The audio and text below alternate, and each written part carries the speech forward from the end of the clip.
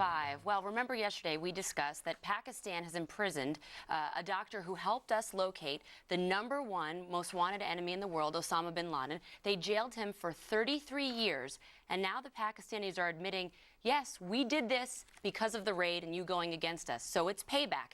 Well, some harsh words from Capitol Hill today.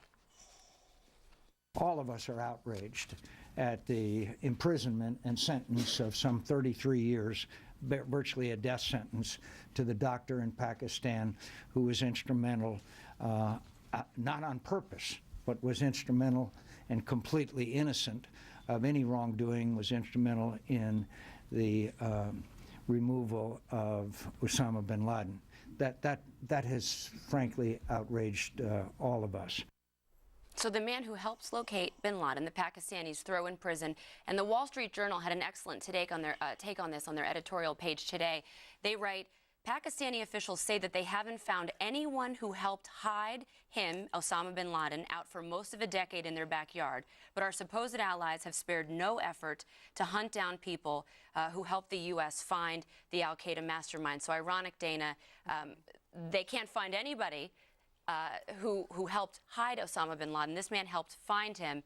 And when they heard, the story is when they heard that the U.S. was working with a doctor because there was leaks in the administration, the Pakistanis went around jailing health officials. And because there were further leaks in the administration, Peter King, congressman, is alleging, because of those leaks, the Pakistanis were able to figure out this is the doctor. Right. So what they do over there is they basically go like this. It wasn't me. I have no idea. I have no idea. And that's how they protect one another. I wish that we could have gotten the doctor out before he had to go through this. I admire him. I think he's a hero for what he did for the world in order to help our Navy SEALs get Osama bin Laden. I also hope, and maybe the CIA or somebody is providing for the care of his family, and that he knows that, so that it gives him some comfort while he's in the prison. And I think that the Pakistanis, because they are facing some cuts now in military aid or U.S. government aid, perhaps that will influence them, but it just might not. They might not care. There's a way, a couple things here. First of all, this fellow has been helping the United States well before the Obama administration. It was well known that he was. But this was not a Pakistani court that did this. It was a tribal court. You know, in the northern part of Pakistan, they have tribal courts make these decisions. They can be overruled by the Pakistani courts. They're now talking about maybe overruling it.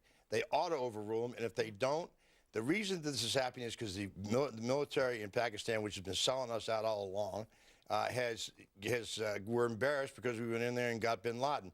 I say if they're going to be embarrassed and going to do this, then take away those billions of dollars we give them, and maybe they'll learn a lesson. Well, Greg, the Senate committee voted today unanimously to cut $33 million in funding for Pakistan. They said $1 million for every year that he's been in prison, but we still give the Pakistanis $1 billion a year. So why is this taking so long if, as Bob says, they've been working against us? But more important, this was all supposed to change because we stopped saying Pakistan and we started saying Pakistan. And I thought when we were going to start saying Pakistan, they were going to like us. And it didn't happen. Look, this guy should be sitting in the Delano Hotel in Miami Beach sipping mimosas, but he didn't have any PR value. Right. He was an extra in the movie. But didn't we leave him hanging, though? You'd think if he was working with the CIA, wouldn't there have been a plan to get him out? Not just if we got bin Laden out. We've done, this type of thing before.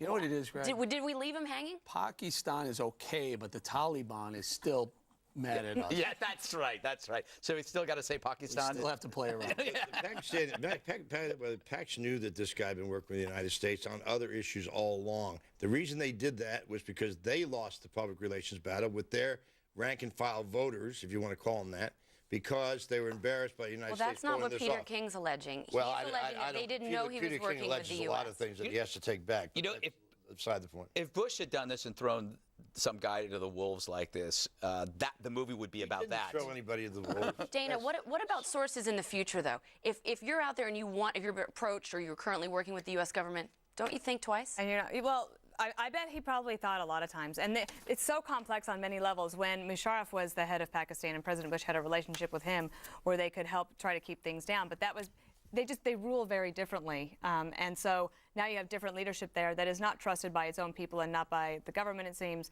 Hopefully we have some sort of cooperation on some level that we don't know about. But your point is very well taken. If you're thinking about helping the U.S., you risk your own people throwing you in jail, A, and also if you think about being a double agent on an underwear bombing, you may get thrown under the bus as well. Let us not end this segment by saying that they were hung out to dry. That's just flat out. don't know. Absolutely could have gotten him out. We got to go, absolutely Bob, or could've I'm going to gotten be him hung out to dry by the producers. Okay, coming up, a female Olympic athlete is getting some attention, but not for her athletic abilities, but for her own personal choice. And Greg will explain next. Don't miss it. This is going to be a great block, I promise.